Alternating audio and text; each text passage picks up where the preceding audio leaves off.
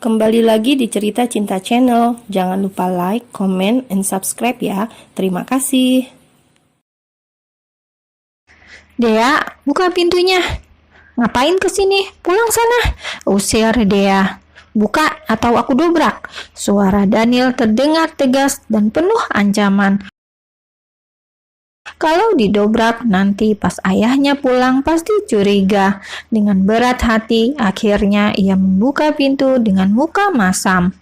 Klek, baru dibuka, Daniel langsung menerobos masuk ke dalam kamar gadis tersebut.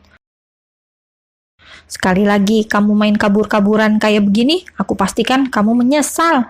Tidak takut, dia malah mendongak menatap suaminya, seolah mengatakan, aku gak takut, tapi cuma dalam hati. Sekali lagi kamu cium-cium kayak tadi, aku bakal aduin ke mama. Dia balik mengancam pria itu dengan berkacak pinggang. Memangnya apa yang akan kamu adukan ke mama? Selingkuh, kamu selingkuh, jawab Dea spontan. Cih, Daniel menatap remeh. Ia merasa dia sudah ada rasa. Sebelum dia jatuh hati, Daniel pun memberikan peringatan pada istrinya itu. Aku ingetin, jangan sampai kamu jatuh cinta. Aku nikahin kamu karena terpaksa. Sorry, pria seperti kamu bukan tipeku, ucap Dea. Kamu yang bukan tipeku, balas Daniel tidak mau kalah. Ya sudah, sekarang tolong pergi dari kamarku, usir Dea. Buk, Daniel malah melempar tubuhnya di atas ranjang. Ingat, aku gak suka disuruh-suruh, apalagi oleh anak sepertimu. Sungut Dea langsung keluar. Ia tidak suka ketika Daniel menganggap ia bagai anak kecil. Karena Daniel tidak mau keluar dari kamarnya, Dea pun memutuskan ia saja yang pergi. Tutup pintunya dan ambilkan aku minum, titah Daniel. Dengan geram Dea keluar kamarnya. Dea, teriak Daniel dari dalam kamar. Sudah menunggu 10 menit lebih, Dea tak kunjung datang. Dea, teriaknya. Sadar sedang berada di rumah mertua, Daniel langsung menutup mulutnya rapat-rapat. Pria itu pun keluar kamar mencari istri kecilnya. Kamu gak dengar aku manggil-manggil dari tadi? Daniel marah lantaran Dea malah asik menonton film di ruang tengah. Ambil sendiri, cetus Dea tak peduli. Daniel langsung merebut paksa remote TV. Ambilin sekarang. Dea pun pergi ke dapur. Setelah Dea menghilang dengan asal, Daniel mengganti channel TV kabel. Tidak lama kemudian Dea datang. Ini, gadis itu meletakkan segelas minuman dingin di atas meja dan telinganya masih samar-samar mendengar suara yang asing dari TV. Suara desahan wanita. Refleks Dea berbalik lalu mencabut kabel TV-nya. Dasar Victor, cibir Dea. Daniel malah terkekeh. Mimpi apa aku menikah dengan pria seperti ini? Gumam Dea. Ia tidak habis pikir. Perjodohan ini benar-benar membuat Dea rugi besar. Ayo pulang, mumpung ayahmu belum datang, ajak Daniel dengan santai. Ogah, pulang sendiri sana. Aku mau nginep di sini. His, Daniel mendesis kesal. Mengapa Dea sulit sekali diatur? Rasanya ia ingin demo dan menuntut pada sang mama. Mengapa harus Dea? Apa tidak ada wanita lain? Hanya karena pertemanan yang akrab kedua orang tua mereka, Daniel merasa harus mengorbankan perasaannya. Kalau bukan karena mempertimbangkan kesehatan Mama Rosi dan ayah Dea yang beberapa saat lalu mengalami serangan jantung, lebih baik ia menyusul darah. Ini juga gara-gara Sandara, kekasihnya diajak nikah malah memiliki sejuta alasan. Jadilah ia terjebak pernikahan tanpa cinta dengan gadis tengil yang jauh di bawah standarnya. Kini pria itu malah tiba-tiba kepikiran Dara. Ia ingat pertemuan dengan kekasihnya semalam. Flashback on. Dara, Daniel menatap sosok wanita yang sedang sibuk bicara dengan seorang gadis jangkung tidak jauh dari tempatnya berdiri. Mungkin itu adalah salah satu model Dara. Ya, wanita karir tersebut merupakan desainer kondang. Semua karya-karyanya banyak dipakai model papan atas, dari model lokal sampai internasional. Sejak kapan dia kembali? Batin Daniel. Pria itu lantas melangkah mendekati Dara. Dara, ia menyentuh pundak kekasih hatinya. Daniel, kenapa kamu ada di sini? Daniel tergagap. Dara belum tahu kalau ia sudah menikah. Tidak mungkin berterus terang kalau di hotel ini ia melangsungkan pernikahan. Daniel pun berbohong. Ada jamuan sama relasi. Daniel memutar bola matanya, menunjukkan pria itu sedang berbohong. Dan kamu sejak kapan sudah di sini? Tambah Daniel. Hanya sehari, makanya aku nggak ngabarin kamu. Aku cuma mau nemuin model-model aku. Pekan depan kami ada fashion show, dan aku mau pilih langsung siapa yang jadi model untuk memakai rancangan aku. Jadi, kapan balik? Daniel terlihat kecewa. Sorry ya, malam ini aku langsung balik. Daniel membuang muka, selalu begitu. Bagi Dara, karir nomor 1, Daniel hanya nomor kesekian. Tuh kan, ayolah, ini makanya aku gak kasih tahu kamu kalau aku pulang. Jangan merajuk dong sayang, bujuk Dara. Ia kemudian menyuruh modelnya pergi dengan isyarat tangan.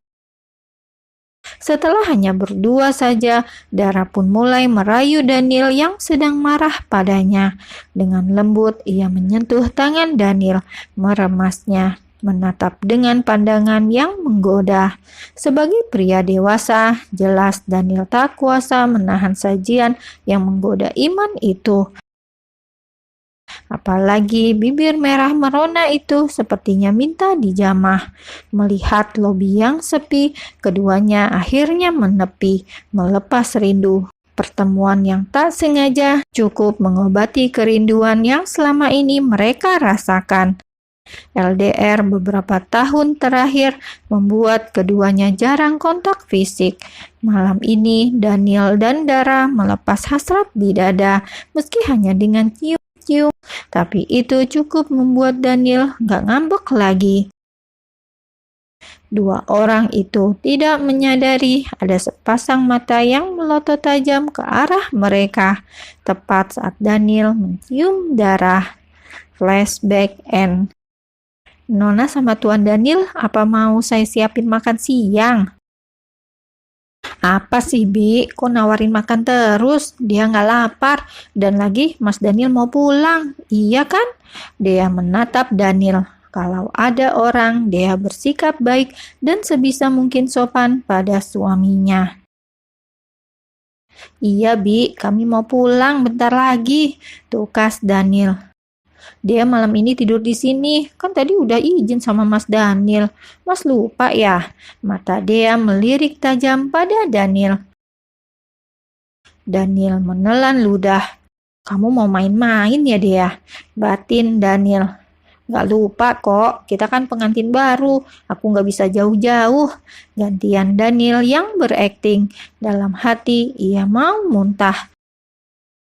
Melihat betapa manisnya pengantin baru, bibi yang merawat dia sejak kecil pun hanya tersenyum.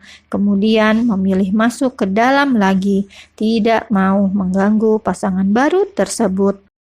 Baru saja bibi pergi, dua orang itu langsung saling menatap dengan sinis. Apa? Tantang dia sambil mendongak. Aduh, sebuah sentilan kembali mendarat di dahinya.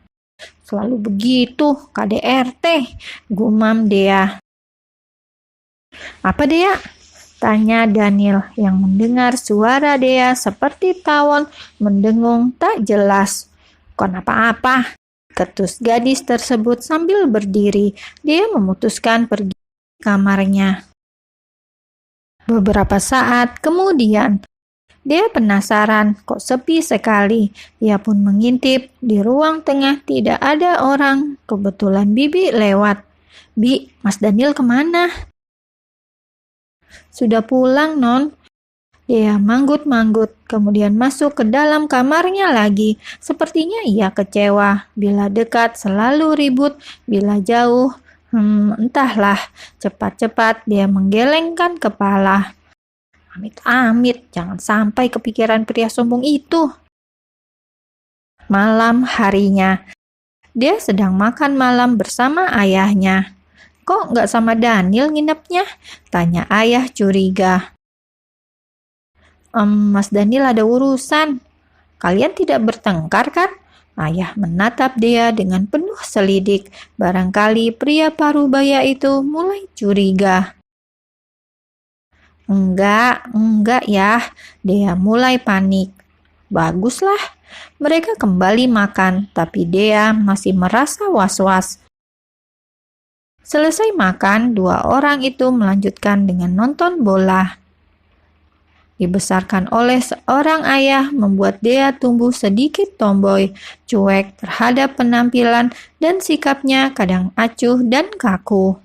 Sudah jam 11, tidurlah Dea, seru ayah yang melihat Dea terus menguap. Enggak ya, tanggung, nunggu penalti. Beberapa menit kemudian, ayah menatap putrinya dengan tersenyum. Dia sudah terbang ke dunia lain. Gadis itu terlelap di atas sofa. Ting-tung. Pria paruh-baya tersebut menatap ke arah pintu. Malam-malam begini, siapa yang datang? Pikir ayah. Kok malam sekali, Nil? Ada yang harus Daniel urus ya? Apa dia sudah tidur? Tuh, Daniel tersenyum tipis. Sebisa mungkin ia harus bersikap baik di depan mertuanya itu. Melihat dia yang ketiduran sambil nonton TV, Daniel pun membopong tubuh istrinya masuk ke kamar. Dasar Dea, kalau tidur ngebo banget. Saat tubuhnya diletakkan di atas ranjang pun masih tetap pulas. Melihat sikap Daniel terhadap putrinya, ayah merasa puas. Rasanya ia tidak salah menjodohkan Dea dengan putra sahabatnya. Mungkin kecurigaannya tadi salah.